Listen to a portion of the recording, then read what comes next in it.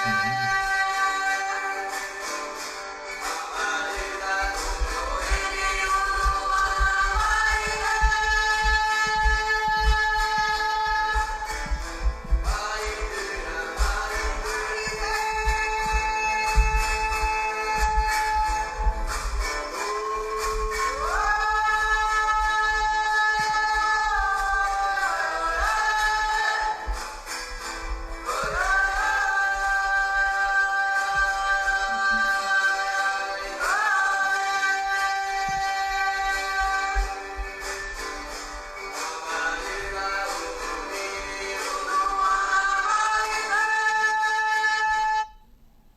Boa tarde.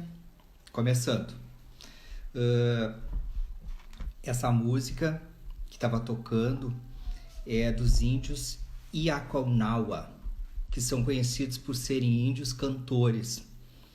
A música se chama Pararaitovê, é cantada nesse áudio pela pajé Putani, que está acompanhada de sua filha e de seu neto. A letra da música fala do anúncio de um pássaro dizendo que o dia chegou. A busca dessa música para abrir essa live é para responder uma pergunta que me chegou, porque eu fiz uma consulta às pessoas, o que elas achavam que eu deveria falar sobre o cansaço delas no Dia das Mães. E para mim a pergunta que me deu mais trabalho de responder, que levou a encontrar essa música, a pessoa me disse que ela sentia muita dor, porque ela sentia muita saudade da mãe dela, que já morreu, tá? E essa era uma dor muito forte para ela no Dia das Mães. E eu achei que buscar essa música respondia de alguma forma essa questão, tá? Porque para mim eu acho que quando a gente começa a olhar para esses povos ancestrais, né, a gente tem mais coisas para aprender sobre o nascer, e o viver e o morrer, né?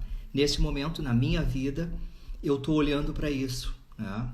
Eu estou estudando assim, os povos ancestrais, o que eles têm a nos dizer sobre várias questões, e acho que uma índia, né, uma avó índia, né, com a sua filha e o seu neto cantando essa música, me parece que responde de alguma forma a questão da dor dessa pessoa que sente muita falta da sua mãe. E com certeza as pessoas que estão nesse momento entrando nessa live, muitos podem ter já essa situação de saudade de uma mãe que não está mais entre nós, pelo menos nesse plano. E eu também acho importante trazer essa questão indígena, porque os índios têm uma coisa a nos ensinar nesse momento que é muito importante e que a gente deve atentar, que é a relação que eles se estabelecem com a natureza, tá? Eles nos trazem essa mensagem, e nós vamos ter que aprender com eles um pouco mais sobre isso, que é que lugar que o homem, que as pessoas ocupam no mundo, né?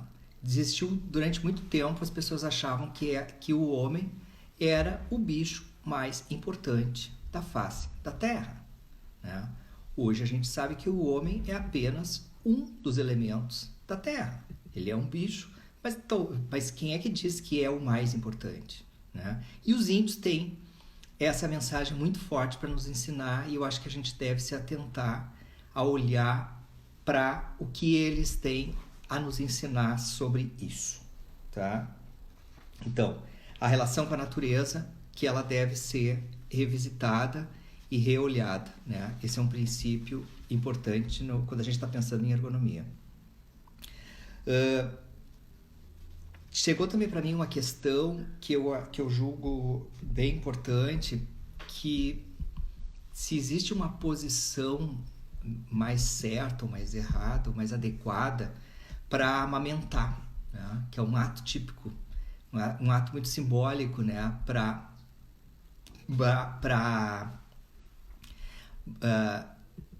Da questão de ser mãe, né? A amamentação. E o que eu diria é o seguinte, existe até uma poltrona que o pessoal chama poltrona de amamentação, que nada mais é do que um sofazinho com dois apoio de braço, né? É importante que esse sofazinho é legal porque ele permite que a mulher coloque um dos braços apoiado efetivamente no apoia-braço e a criança daí vai colocar o peso sobre o antebraço e sobre o apoio. Se a pessoa não tem uma poltrona de apoia-braço, que ela consiga botar almofadas embaixo para apoiar, porque a criança vai crescendo e vai fazendo cada vez mais peso no antebraço da mãe e fica cansativo. Tem algumas mães que conseguem também amamentar deitada, né? Deita e ajeita os travesseiros na cama e consegue fazer esse ato de amamentar de forma mais confortável. Então, cada mulher vai descobrindo o seu jeito, mas o importante é apoiar o braço, né? Eu já atendi muitos casos de mulheres que voltam de licença gestante ao trabalho e com dor nos braços. E essa dor aparece quando elas voltam ao trabalho, né? E é uma dor típica assim, das mães no retorno ao trabalho. O que acontece? É que o braço da gente ele é constituído de osso, músculo, tendões, ligamentos, tem várias, é um sistema complexo esse. E quando o bebê nasce, ele nasce com um peso e ele vai crescendo muito rapidamente e esse peso vai aumentando. Quando termina a licença gestante, o bebê já está bem maiorzinho e a mãe já acomodou a estrutura do braço dela, aquele peso da criança. E quando ela retorna ao trabalho, ela tem um trabalho ali esperando esse retorno de licença gestante, com toda uma carga de trabalho que ficou parado esperando ela. E aí ela chega lá e o que é exigido do braço dela são outras partes das estruturas do antebraço. E aí essas partes começam a doer, daí começa a aparecer uma dor.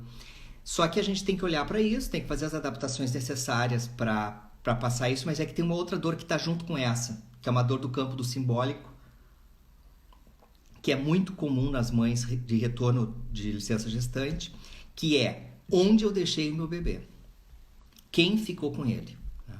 O que é que vai acontecer com ele, né? E a mãe tem essa dor do abandono da criança, que é um abandono simbólico, né? Ela sabe que ele vai ser, porque ela fez uma escolha, e vai ficar com quem ela confia, com o lugar que ela confia, etc. Mas isso dá uma dor. Então tem a dor do antebraço, que é a dor concreta, mas tem uma dor simbólica, que é o meu filho ficou abandonado, eu não estou mais com ele, né? Eu tenho muita experiência com isso, porque já atendi muitos casos de mulheres nesse caso, tá? Então, eu acho que eu respondi. O apoio de braço para a amamentação é importante. Eu acho que me chegam muitas questões e como a ergonomia é uma coisa, é muito nova, eu sempre tenho que dizer para as pessoas o que é ergonomia, o que não é ergonomia, e eu vou dizer de novo. A palavra ergonomia, ela dá valor a produtos, né? Então, quando uma pessoa diz assim, essa caneta é ergonômica, ela acha que a caneta vai custar mais caro porque a caneta é ergonômica. Ou o anúncio de uma cadeira que é ergonômica. A palavra ergonômico dá um maior valor para o objeto. E o valor, portanto, o objeto fica mais caro. E nem sempre é verdade. Às vezes as pessoas estão dizendo que o negócio é ergonômico, não é ergonômico coisa nenhuma. É só para vender produto, né? Então, a palavra ergonomia hoje é uma palavra que ela... A palavra ergonomia te dá conforto. Tu compra uma cadeira pensando que ela é ergonômica e a cadeira te cansa. Então tu não era tão ergonômica quanto te disseram, porque tu continua com dor. Então a gente tem que... Isso é uma primeira causa de cansaço aí, tá? Então, afinal, o que é ergonomia e para que serve? Acho importante dizer para vocês que ergonomia não é psicologia, ergonomia não é fisioterapia e ergonomia não é educação física. Ergonomia é uma especialidade da engenharia, tá? Então, pelo menos a ergonomia que eu faço é uma ergonomia que tem berço na engenharia de produção. Então, é uma especialidade da engenharia, tá? E por que a gente insiste em afirmar isso? Porque tanto a psicologia, quanto a fisioterapia, quanto a educação física, elas têm métodos e técnicas próprias dessas áreas do saber, né? E assim como os ergonomistas têm métodos e técnicas próprios que eles trazem da engenharia. Então, a gente tem metodologia. Então, quando eu for falar, estou falando aqui com vocês, eu estou falando do lugar de ergonomista, né? Eu não sou psicólogo, eu não sou fisioterapeuta e não sou professor de educação física. Então, não me cabe ficar dando pitaco. Posso até dar pitaco, mas não sou. Não é essa a minha intenção. A minha intenção é falar de ergonomia, tá? Então, tem profissionais que chegam no ambiente de trabalho e arrumam as pessoas. Eles dizem... Eu estou falando isso por quê? Porque eu tenho visto muito material de pessoas que se apresentam como ergonomistas, que eles vão nos lugares e arrumam as pessoas. Arrumam as pessoas. Eles dizem que as pessoas estão sentadas mal e que elas precisam sentar direito, tá? Tipo ordem unida de quartel, tá? Então, a ordem unida do quartel, ela tem um objetivo... Não sei se todo mundo sabe o que é a ordem unida do quartel. A ordem unida é aquelas coisas que os milicos fazem, botam um atrás do outro e gritam e fazem exercício tudo junto. Tudo junto. Tudo tem que ser do mesmo jeito. Levanta o braço na mesma hora, baixa o braço na mesma hora, corre do mesmo jeito, corre no mesmo ritmo. Isso é a ordem unida, né? A ordem unida no quartel, ela tem um objetivo. Qual é o objetivo? É treinar para guerra. Nesse momento, a gente está em guerra, né? Mas a gente está em guerra contra o coronavírus. A gente não precisa de soldados. A gente precisa de pesquisa científica. A gente precisa de condições de higiene adequada para todo mundo. A gente precisa de tranquilidade. A gente não precisa de mísseis, a gente não precisa de revólveres, a gente não precisa de armas da indústria dos armamentos. A gente precisa sim que essa indústria dos armamentos ela pegue o aço que ela gasta com isso e vai fazer cama hospitalar, tá? A gente precisa que aqueles soldados da Ordem Unida sejam colocados à disposição para construir novas estradas, para construir casas e saneamento para a população que ainda não tem. É isso que a gente precisa. Então, pensando que isso é uma viagem, aterrissando, até porque eu queria dar um tempo para mais pessoas chegarem, aterrorizando, os ergonomistas são profissionais que fazem intervenções ergonômicas a partir da análise ergonômica do sistema. Então, a gente entende que uma pessoa sentada na frente de um computador, numa cadeira, esse computador em cima de uma mesa, isso é um sistema. Então, esse sistema tem que ser... A gente analisa esse sistema e vê o que ele está causando de sofrimento para aquela pessoa. Na última semana, eu fui procurado na rede por uma querida colega que ela trouxe a seguinte questão. Palavras textuais dela. Eu tenho um vício horroroso, que é, quando eu estou sentada, eu coloco as minhas pernas para baixo da cadeira e para trás. Achei que fosse por causa da rodinha da cadeira, mas me observei que na cadeira da sala de jantar, eu também faço a mesma coisa. Então, eu propus para ela um experimento. Tu faz o seguinte, tu vai até a sala de jantar, tira 2 fotografias. Uma foto, vê se eu tenho também uma almofada aí. Tem uma almofada? Tem, ela tinha. Então, eu vou precisar que tu coloque uma almofada em cima da cadeira da sala de jantar. E eu quero 2 fotos. Uma tu sentada com a almofada na cadeira e outra tu sentada sem a almofada na cadeira. E aí ela fez isso. Botou a almofada, fez 2 fotografias. E aí eu perguntei para ela o que ela achou dessa experiência. Ela disse assim, com a almofada ficou muito bom, né? Aí alguém pode pensar assim, ficou mais fofinho, por isso que ficou bom. Não é que ficou mais fofinho, é que ficou mais alto. Ela é uma mulher alta, então eu levantei a altura da cadeira dela quando eu botei a almofada e a perna ficou melhor acomodada. Então o problema é da altura da cadeira. E aí quando ela entendeu isso, eu disse, agora volta lá no teu escritório e vê se a tua cadeira não levanta mais. E aí ela entendeu. E aí, Ela é uma mulher alta, sentada numa cadeira baixa. Ela faz esse gesto para se manter sentada. Já conheço isso. É da literatura, a gente já sabe. Pessoas que encolhem as pernas para trás na cadeira porque a cadeira está baixa. Tem que levantar a cadeira. É básico. Eu podia ter dito isso para ela imediatamente em uma frase. Mas eu achei mais importante fazer esse experimento com ela. Porque eu preciso que ela desenhe comigo. Né? É diferente a postura de eu definir qual é o certo, qual é o errado, e quando a pessoa vem para a conversa. E quando ela me diz, faça uma postura horrorosa, eu pergunto o seguinte: onde é que vem essa frase? Quem é que disse que tem postura certa e postura errada?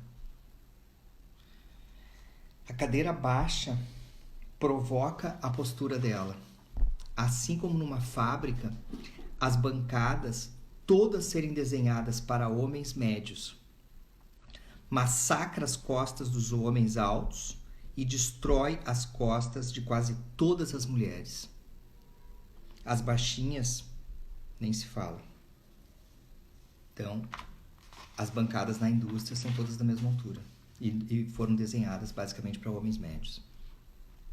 Existe uma vasta literatura de ergonomia tentando, orientando, desenvolvendo novos desenhos para dentro das fábricas. A questão é que as fábricas estão sendo substituídas por novos desenhos de trabalho. As bancadas, com mesma altura para todos, agora, na cultura digital, estão sendo substituídas por sistemas de trabalho no computador iguais para todo mundo. Os sistemas acabam gerando novos problemas que ainda estamos estudando as melhores soluções, ou melhor, as soluções ergonômicas para reduzir os danos. Então, quando em ergonomia buscamos soluções, uma das técnicas que utilizamos é o uso de protocolos tratados estatisticamente, conforme prescreve a tomada de decisão baseada em pesquisas científicas. Então, para a gente afirmar uma coisa em ergonomia, a gente vai lá e usa protocolo cientificamente tratado. Não é porque eu acho, porque eu penso, é porque a ciência já me respondeu isso. Nessa linha, os engenheiros de sistemas, engenheiros de usabilidade, engenheiros do trabalho, ergonomistas, enfim, buscam instrumentos para medir a carga de trabalho e, no particular, a carga mental no trabalho. Então, a gente tem protocolo para medir isso, do ponto de vista da engenharia. Carga de trabalho e carga mental de trabalho. Quando olhamos para o caso particular, carga mental no trabalho, por que eu estou aprofundando aqui esse negócio de carga mental? Porque a dor das mães em teletrabalho é uma dor que tem muito a ver com carga mental de trabalho. É por isso que eu quis me aprofundar nisso. Carga mental no trabalho, a gente tem um protocolo que foi desenvolvido pela NASA, tá? Que é uma referência das mais importantes da literatura internacional sobre carga mental no trabalho. Então, a NASA tem vários grupos de pesquisa e um desses grupos desenvolveu um protocolo que a gente usa para medir carga de trabalho, carga mental de trabalho, tá? Então, ele vai dizer se a carga é alta, se a carga é baixa, para fazer a intervenção. Nos Estados Unidos, até, eles chamam isso de engenharia psicológica. E essa semana, conversando com uma das minhas filhas, nós descobrimos uma questão muito interessante e importante que me deixou pensando e que tem a ver com a NASA e que eu vou compartilhar com vocês. A NASA programou um passeio no espaço da primeira mulher em 2019. Então, a primeira mulher foi lançada no espaço em 2019 pela NASA. E com data marcada, tudo anunciado e etc. E esse passeio, na última hora, ele foi adiado. Você sabe por quê? Sabe por que o passeio foi adiado? Porque as roupas dos astronautas, elas foram todas projetadas para homens. E como elas foram todas projetadas para homens, a gente tinha roupa de astronauta do tipo P, M e G. E aí não havia uma roupa masculina de astronauta que se ajustasse adequadamente no corpo de uma mulher. A astronauta em questão se propôs a usar uma roupa média, porque a roupa P apertava o seio dela. Então, ela usava o M e ela disse assim, não, vamos manter a data e eu me adapto. E por questões de segurança, o passeio foi adiado até que eles providenciassem uma roupa de tamanho certo para ela. Isso é uma história da NASA. O mesmo grupo que tem várias pesquisas que a gente se baseia para medir carga mental e etc., ainda rasteja do ponto de vista de tamanho de coisa para as pessoas. Ainda mais nesse caso. A primeira coisa que a astronauta fez foi dizer assim, pode deixar que eu me ajusto. A frase eu me ajusto é uma frase típica da mulher e mãe diante dos desenhos feitos por homens para homens. Quem é que desenha o mundo? Que intenções na sua cabeça levam os traços desses desenhistas? Então, tem uma outra história com essa mesma minha filha, quando ela era pequenininha, que eu estava usando um tubo de álcool em casa e nesse tubo de álcool ela chegou do meu lado, assim, e tinha... Ela ficou olhando para o tubo e eu aproveitei a oportunidade. Todo tubo de álcool tem lá no seu rótulo o desenho de uma bonequinha com um traço em cima que quer dizer fora do alcance de criança. Mantenha esse objeto fora do alcance de criança. E aí eu aproveitei a oportunidade que ela estava do meu lado e disse assim, sabe o que significa isso aqui? Eu disse para ela. E aí ela me olhou assim, daí eu disse, isso aqui quer dizer que é para ficar fora do alcance das crianças. Né? Por isso que a gente guarda isso lá em cima. Né? Porque isso aqui não é para ficar no alcance de criança e tal.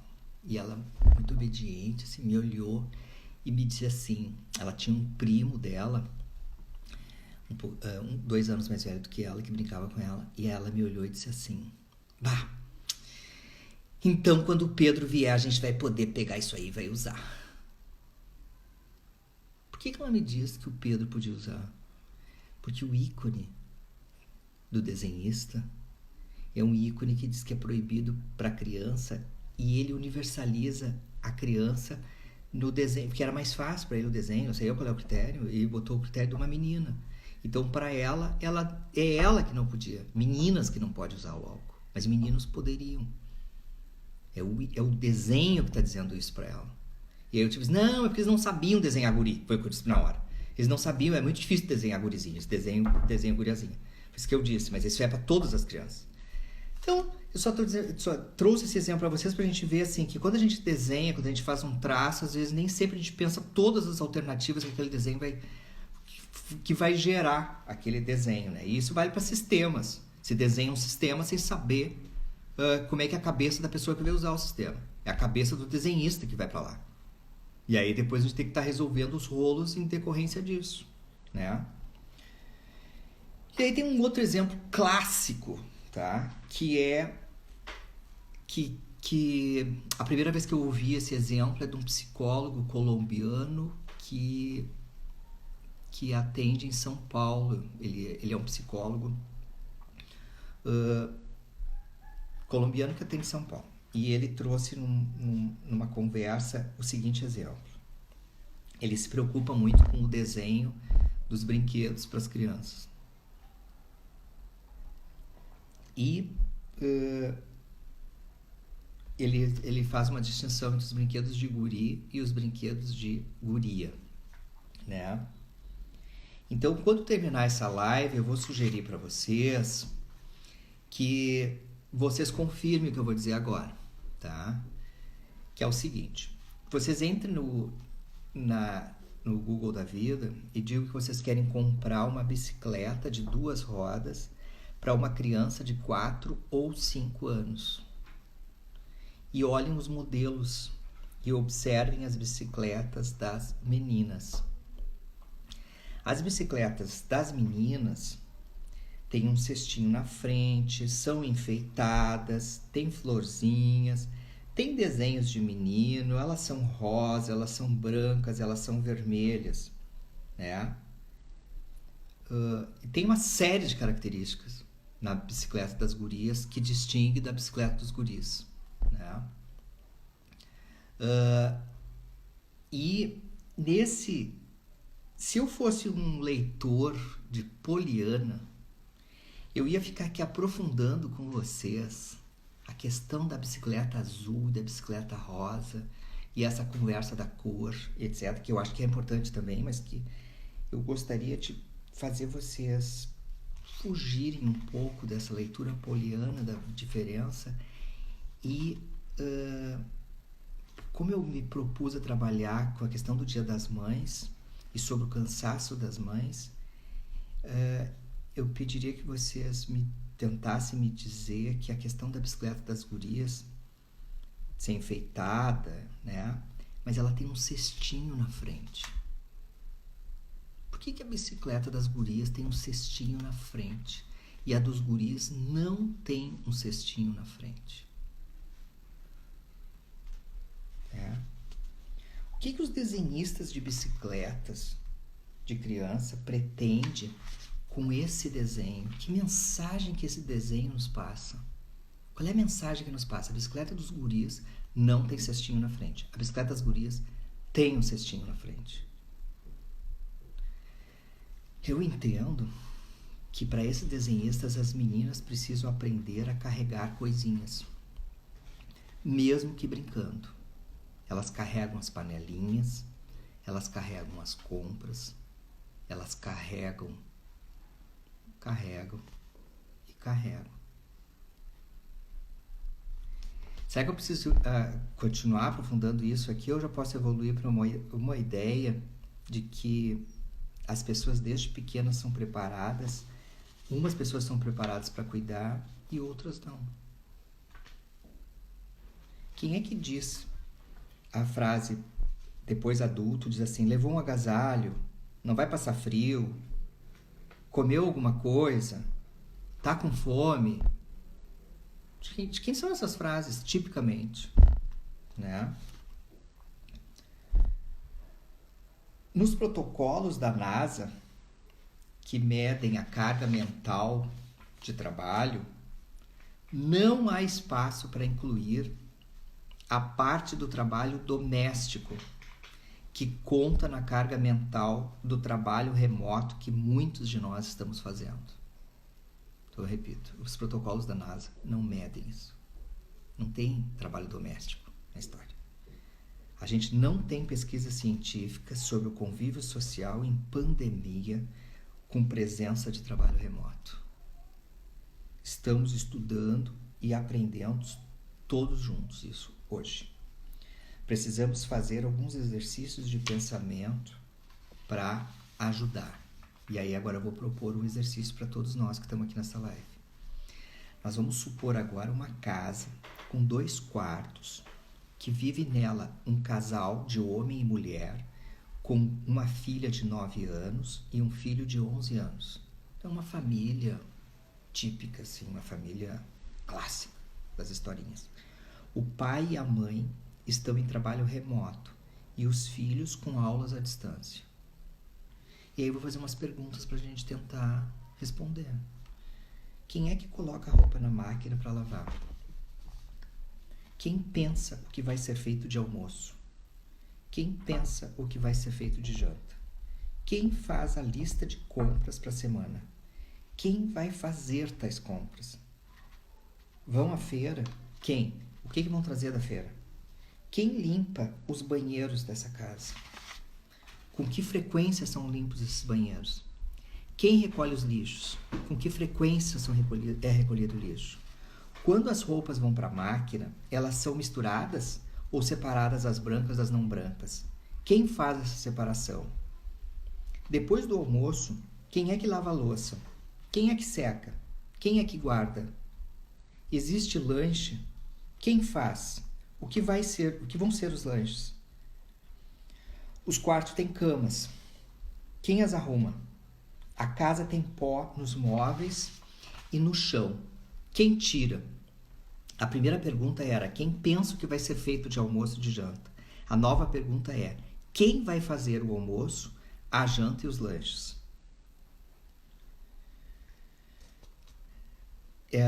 Eu faço essas perguntas porque eu estou pensando no sistema, porque que a gente traz da engenharia essa questão da análise do sistema, a gente precisa ter o sistema esmiuçado. Então, o sistema do trabalho doméstico, ele tem essas perguntas para serem respondidas. E no tempo de pandemia, essas perguntas têm que ser colocadas sobre uma mesa e respondidas pelas 4 pessoas dessa suposta casa. Essas perguntas elas têm que ser explicitadas e respondidas. Fazer esse exercício é começar a reduzir a carga mental, porque isso dá carga mental para o trabalho doméstico. Tu tem que pensar antes para fazer depois e fazer. Isso tem que ser feito para uma semana no mínimo, avaliado no final de 7 dias e refeito onde haja injustiças ou sobrecarga para alguém. Todos podem participar na divisão saudável do trabalho doméstico. Do contrário, bicicletinha sem cestinho para guri é manter a perspectiva de futuros desenhos. Desenhos conservadores conservam as dores. O que é um desenho conservador? Conserva as dores. Então a gente vai continuar tendo bancada na mesma altura para todo mundo, vamos continuar tendo uniformes desenhados para homens e as mulheres que se adequem. A gente vai ter bicicleta com cestinho para as mulheres e sem cestinho para os homens. Que é isso? Existem modelos nas cabeças dos desenhistas que não são iguais para todas as pessoas. E aqui eu vou fazer um parênteses, não estava escrito, mas eu vou ter que avançar, que é o seguinte. Eu tive uma experiência de adaptação de um sistema para uma pessoa cega. E eu me lembro de uma reunião técnica onde tinha vários caras, a gente era uma equipe projetando e pensando um sistema para ser usado por uma pessoa cega. E estava difícil, chegou um ponto assim, um gargalo do projeto, a gente não conseguia avançar e a gente reuniu várias pessoas para discutir, e aí uma pessoa projetista também, mais deficiente, era um deficiente físico, colocou para o chefe da equipe: fulano, quem sabe tu faz o seguinte, tu desliga a tua tela e repensa o sistema com a tela desligada, porque é assim que trabalha o cego, é como se tivesse uma tela desligada. Em 5 dias o problema foi resolvido, quando o desenhista de sistema se colocou no lugar do cego. Quem fez essa pergunta para esse desenho sistema é uma pessoa que tinha uma deficiência física, quer dizer, ele já tinha se colocado no lugar, né? Então, se colocar no lugar do futuro usuário do sistema é dificílimo, é muito mais fácil desenhar a partir da minha perspectiva de desenhista. Eu desenho tudo a partir dos meus valores, das minhas referências, e que se dane futebol clube o resto, né? Não. A gente tem que desenhar sabendo quem é a pessoa que vai estar do outro lado, das possibilidades. Senão a gente só reproduz e isso é desenho conservador. É um desenho que conserva as dores, tá? O que os desenhistas das bicicletinhas têm dentro da sua cabeça? Eles têm aqui: mulher é amante, mulher é cuidadora, mulher é prestativa, mulher é inocente.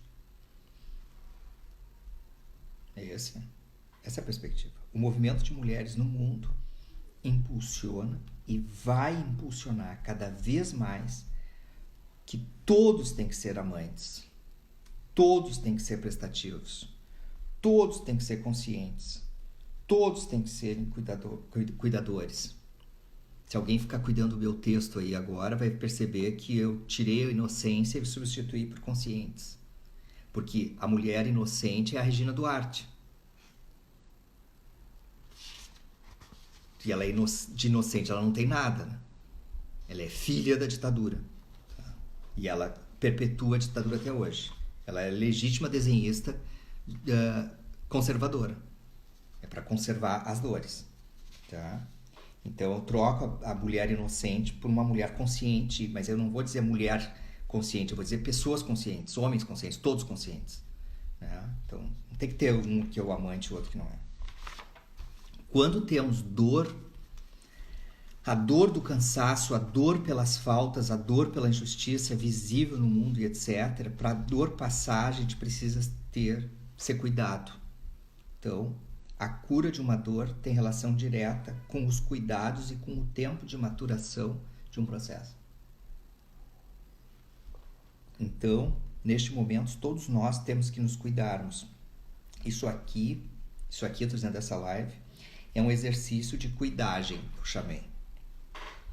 Porque assim, é uma forma que eu encontrei de conversar com as pessoas que estão se sentindo de alguma forma sufocadas e de trazer uma palavra para a gente dialogar. Né? Tenho certeza que daqui a pouco vão pipocar perguntas aqui e nós vamos dialogar a partir das perguntas que as pessoas me disseram.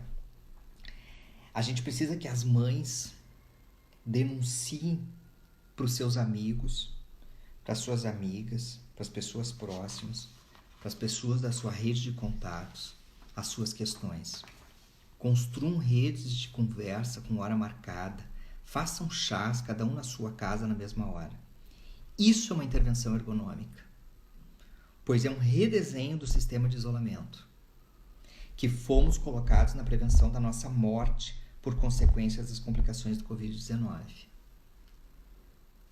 Entendem? Assim, que quando a gente cria redes de conversação, a gente está, e é uma intervenção ergonômica, porque ela é externa, né? Eu não disse em nenhum momento hoje, mas eu posso dizer agora, os ergonomistas não mexem nos corpos das pessoas. Quem mexe nos corpos das pessoas são os professores de educação física, os médicos, os fisioterapeutas, os psicólogos. Todo mundo se propõe a mexer no corpo. O ergonomista não faz isso. O ergonomista mexe tudo que está ao redor. Então a gente vai mexer na mesa, na cadeira, a gente vai encontrar sempre problema no sistema. E aí quando eu digo assim, o sistema de organização de uma casa, é um sistema, ele precisa ser remexido, então a gente vai intervir ergonomicamente, né? E o sistema de agenda é um sistema, então rever a agenda, refazer a agenda, né? E tem informações assim sobre de ergonomia da cozinha, ergonomia nos quartos, ergonomia na sala de estar, ergonomia no espaço de banho, ergonomia no escritório, que são as maiores especialidades. Vocês podem me mandar mensagens em inbox que eu ajudo vocês a pensar essas coisas, se vocês tiverem questões. Eu não vou me aprofundar aqui nisso hoje, porque eu acho que eu achei que era mais interessante pensar outras coisas. Também já ajudei muitas pessoas quando a pessoa vai comprar um carro, a repensar o assento do carro, o próprio carro, se é adequado ou não para ela do ponto de vista ergonômico. Outra questão também importante é a questão da cadeira de rodas. Às vezes a pessoa está numa cadeira de rodas, mas a cadeira também está machucando ela e a gente pode repensar aquela cadeira. Então, isso é um trabalho de ergonomista. E alguém me pediu para eu falar sobre mãe solo, né? E eu vou trazer para vocês um exemplo que eu tenho alguma experiência, que é a adaptação de pessoas com deficiência no campo do trabalho. Né? E normalmente quando a gente vai fazer essa adaptação, a gente vai fazer o redesenho de um posto de trabalho na perspectiva daquela pessoa com deficiência. E eu sempre faço uma entrevista inicial, um processo de anamnese, assim, de saber toda a história da pessoa até essa pessoa chegar na minha frente. Já houve todo um trânsito de vida e me surpreende, assim, não, eu constatei que nessas histórias quase que a totalidade das pessoas que estão conversando comigo, que são pessoas com deficiência, quando elas contam a sua história de vida, eu pergunto assim, como é que foi até aqui? Me conta pra mim como é que tu fez até hoje, parará, parará. Sempre na história aparece a palavra mãe. A palavra mãe está sempre presente. Não, acho que dá pra dizer que 100% das pessoas que eu entrevistei até hoje sobre isso, sempre a palavra mãe aparece. Dificilmente a palavra pai aparece. Então, E eu tenho uma pergunta, assim, né, que eu sempre fico fazendo. Onde é que está o pai daquela pessoa com deficiência? E uma coisa que eu fui observando, eu disse, mas eu acho que eu sou muito cruel com os pais quando eu falo isso. E aí eu fui lá furungar, assim, todas as pessoas que eu já atendi até hoje e percebi o seguinte, que só aparece a palavra pai quando a pessoa é deficiente a partir de um acidente, que é a grande maioria, né, das pessoas com deficiência que a gente adapta, são pessoas vítimas de acidente, de carro principalmente. Quando a pessoa faz um acidente mais velho, assim, aí o pai está presente, ainda está presente. Agora, quando é uma criança, uma questão congênita, não tive nenhum caso até hoje de pessoa que tem uma deficiência congênita que apareceu na minha frente para eu fazer a adaptação onde o pai apareceu na história. É sempre mãe. Tá? Então, isso é muito forte. Isso é um problema, não sei nem se a palavra certa seria endêmico. É um case de estudo assim, fundamental para o conceito do que é ser mãe e do que a nossa sociedade faz com as mães de pessoas com deficiência. Né?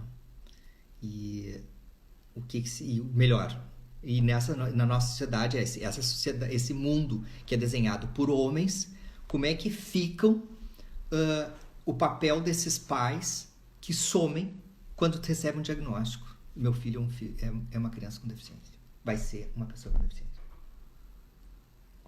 Então, assim, minha experiência mais rica assim, com mãe solo é essa. E uma outra questão que eu acho importante que a gente perceba que nesse momento a gente é massacrado é que no trabalho remoto que quase todos nós estamos fazendo, é um trabalho que a gente que está aqui nessa live, por exemplo, faz parte do campo da cultura digital.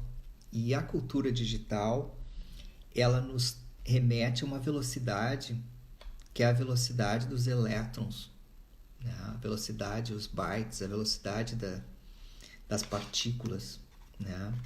E nessa velocidade a gente tem muita informação que nós não estamos preparados organicamente para dar conta dessa velocidade. E nosso problema, então, acaba sendo um problema de tempo de trabalho, tempo de dedicação. A gente fica ansioso quando uma pessoa não responde a mensagem da gente, né, na velocidade que a gente espera, né? E isso acaba sobrecarregando.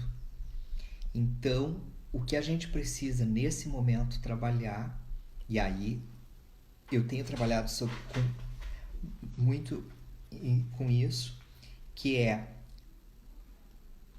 o ritmo humano é diferente do ritmo de máquina. E se a gente aprofunda isso e a gente quiser ter alguma experiência de cura, de cuidado em relação a isso, a gente observe as plantas. As plantas têm muita coisa para nos ensinar. Quantas pessoas já não fizeram a experiência do grão de feijão? Quer dizer, tu põe o grão de feijão no algodão, depois de alguns dias ele sobe, ele começa a ter folhinha, depois não sei o que, depois ele cresce, depois ele vira vagem, depois ele vira feijão de novo. Tem um tempo isso tudo. Nós não temos como acelerar esse processo. Temos como fazer... Agora vamos lá, vamos fazer correndinho. E a gente, quanto humanos, também é isso. Nós também temos tempos. A gente precisa de um tempo de maturação para as questões. Até para curar de uma doença. Tu precisa de um tempo. Não adianta tu querer acelerar, não vai acelerar.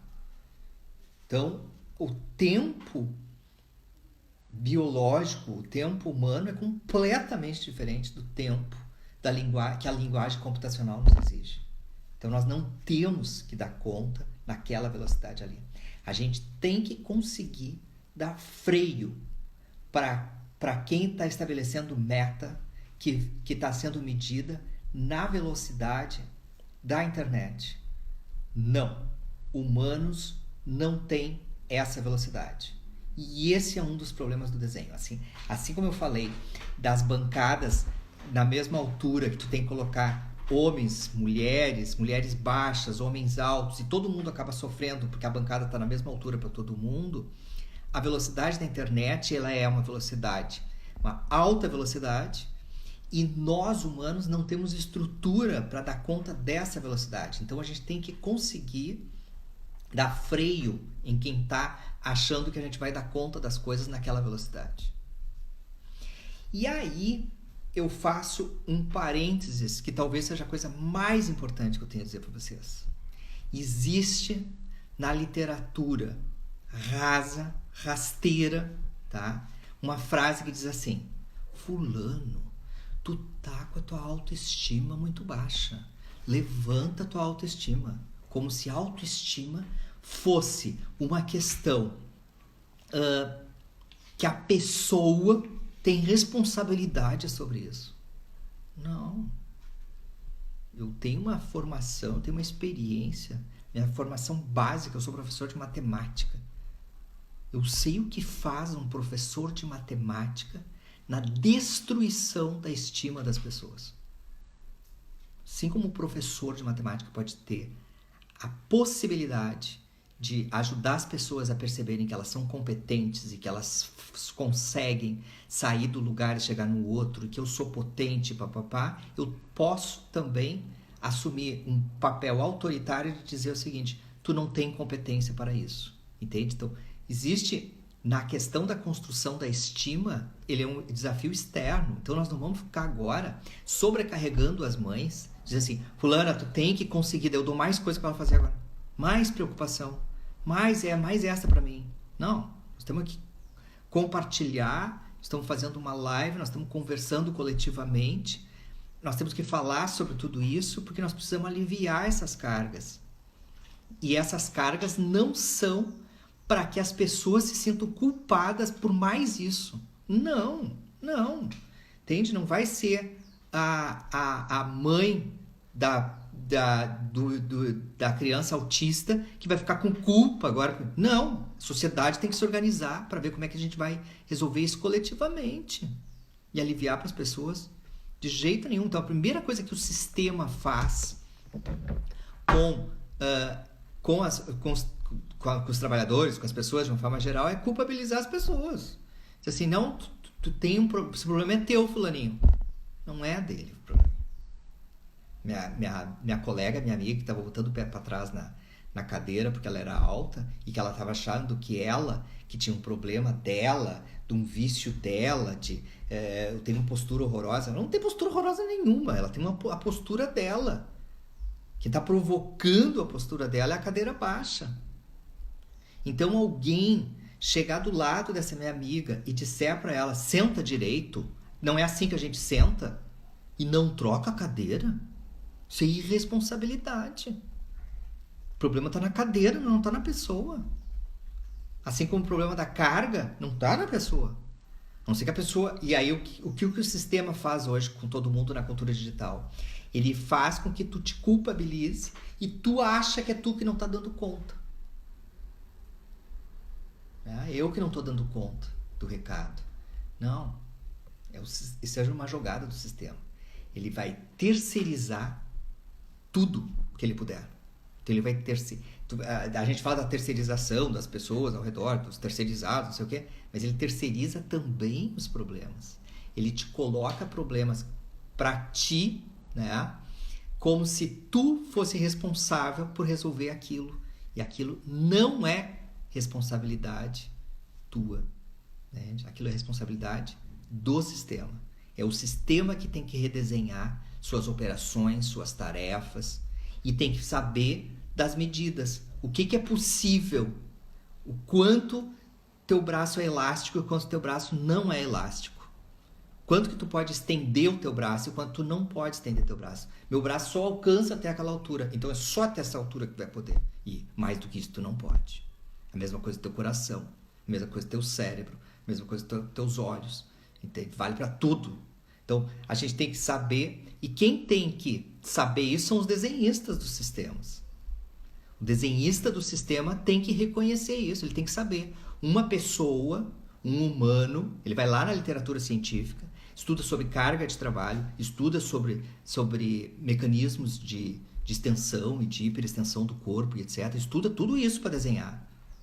Ele estuda o que socialmente se espera de uma pessoa, né? Afinal, tem diferença entre homem e mulher? Qual é a diferença? Que diferença é essa? Tem que estudar tudo isso para desenhar. Não pode sair responsavelmente desenhando só de acordo com alguém que contratou ele como desenhista e pagou para ele desenhar aquele horror. E ele segue desenhando. Sem responsabilidade. E aí é depois o teu chefe vai te cobrar a meta que tu não atingiu e etc. Porque essa meta não está adequada a um corpo humano, né? E é esse o papel aqui de nós, os ergonomistas, fazer essa denúncia. A gente tem que dizer que humanos são diferentes de máquina.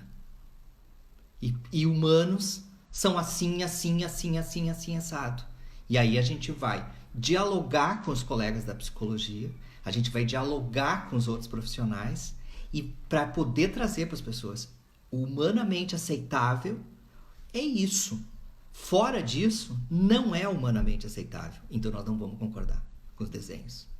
E nós vamos ter que fazer um novo desenho. Essa é a ideia, né? Eu acho que agora o que eu tinha de dizer importante era isso, agora eu só vou atender dúvidas, tá?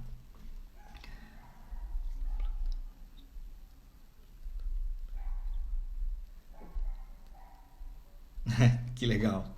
A colega faz uma pergunta que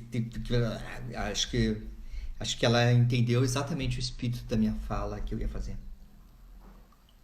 Ela disse o seguinte: ela é uma servidora do judiciário e ela diz assim: o teletrabalho implantado no judiciário a forceps está tornando as pessoas ansiosas. Tem como delimitar uma rotina, um horário? Eu acho que quem tem que delimitar a rotina e o horário tem que ser um balanço aí entre a pessoa e a demanda. O que seria? A gente tem que cuidar porque é muito sutil a questão. Tem umas pessoas, eu andei olhando na internet, defendendo que as pessoas põem uniforme não, se arrumem para ir trabalhar, em teletrabalho. Que a pessoa põe uma roupa para anunciar dentro de casa que ela está em teletrabalho agora. Então ela se arruma, ela se maquia, ela põe sapato e ela vai trabalhar dentro de casa. O que uma pessoa que dá essa orientação está pensando? Eu acho que nesse momento que a gente está dentro de casa e que não tem ninguém nos olhando, quem quiser trabalhar pelado, que trabalhe pelado. Quem quiser trabalhar de cueca, que trabalhe de cueca. Quem quiser trabalhar de pantufa, trabalhe de pantufa. Muito bem-vinda a pantufa. Tu não tem que dar explicação para ninguém da roupa que tu está usando. Faz do jeito que tu quiser, tu que manda dentro da tua casa. É uma grande oportunidade o teletrabalho para isso. Para a gente definir essas coisas. Não tem uma pessoa chata te olhando, tu não é obrigado a ficar do lado daquela pessoa chata que todos os dias tu tem que aturar, entendeu? Agora tu tem uma folga, tu tá livre, tu pode ficar dentro da tua casa só com quem tu gosta. Então, quem tem marido com o marido, quem tem os filhos com os filhos, só com gente que a gente adora. Vamos ficar só com eles e vamos curtir eles e vamos incluir esse negócio. E vamos ter que fazer contratos internos na família, ver qual é o melhor horário para ti produzir. Então, na realidade, a rotina é uma rotina que tem que ser estabelecida por ti, mas de forma confortável. E se tu tá tendo dificuldade na medida disso, fala com um especialista sobre isso. Né? O que eu recomendaria? Pelo menos, assim, eu conheço alguns órgãos públicos do judiciário que têm um grupo à disposição nesse momento para atender demandas das pessoas que estão se sentindo perdidas. Que seriam os grupos de RH que estão à disposição. Existe isso, eu acho que tem que acionar se perceber que está se atrapalhando. Eles podem ajudar, com certeza, os colegas vão conseguir ajudar. A questão é, vamos aproveitar a oportunidade do teletrabalho para ser dono do nosso tempo. Tá? Porque tu ser dono do teu tempo é uma coisa muito interessante, muito bem-vindo, né? Então, que viva o teletrabalho para isso. Isso é a grande questão do teletrabalho. A grande questão não é a grande trunfo do teletrabalho. Então, várias pessoas que eu já atendi até hoje com teletrabalho, e assim a gente se diverte assim com a história da pantufa, entendeu? Coisa bem boa tu trabalhar de pantufa, entendeu? Por que tu não pode trabalhar de pantufa? Por que tu vai botar sapato alto dentro de casa? Isso eu penso, gente, não sei qual é a justificativa assim, das pessoas que elas acham que tem que se uniformizar para ir para trabalhar dentro de casa. Entende? Eu acho que eu acho que isso é assim, é mais ou menos o mesmo grupo de pessoas que desenha a bicicletinha com o cestinho, entende? Putz. Tá, vamos lá, vamos rapidinho, vamos ver algumas coisas. É só um comentário agora.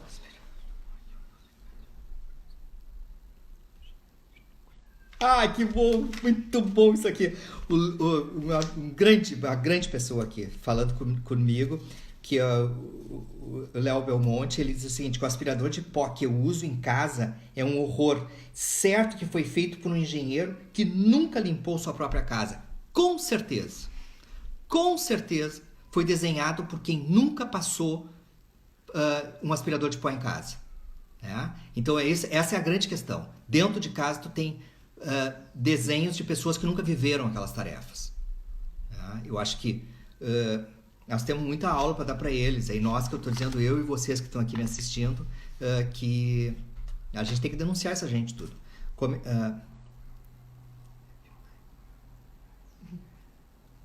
Obrigado, Vitória. Ela disse que é muito organizada e didática, tá? Mas eu acho que o que eu fiz foi isso. Foi uma questão de consideração e respeito. Eu achei que eu deveria escrever para eu não me perder nos assuntos, para eu dizer as coisas que eu acho que são fundamentais, né? A responsabilidade da gente como ergonomista. Então, tem muitas pessoas no mundo que apresentam os ergonomistas como redesenhistas. E se nós estamos nos propondo a ser redesenhistas, nós temos que saber do desenho que a gente vai redesenhar. E na minha perspectiva de um redesenhista, são essas as questões que eu trouxe, que a gente precisa redesenhar. A gente precisa olhar para as mães solo, para a mãe de pessoa com deficiência, para a mãe negra, que tem um outro sofrimento, que não é igual das mães brancas. A mãe negra da favela, ela tem a preocupação com o filho dela, se ele vai chegar vivo ou não.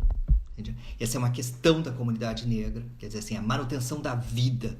Entende? É um negócio assim, que está muito para além dessa minha conversa aqui, tá? Que é como é que tu te mantém vivo, né? Essa é uma grande mensagem que a comunidade negra nos traz e que a gente tem que pegar isso nos nossos desenhos. Acho que é só isso. Muito obrigado. Será qualificada ela quem usa? Segue receita tal.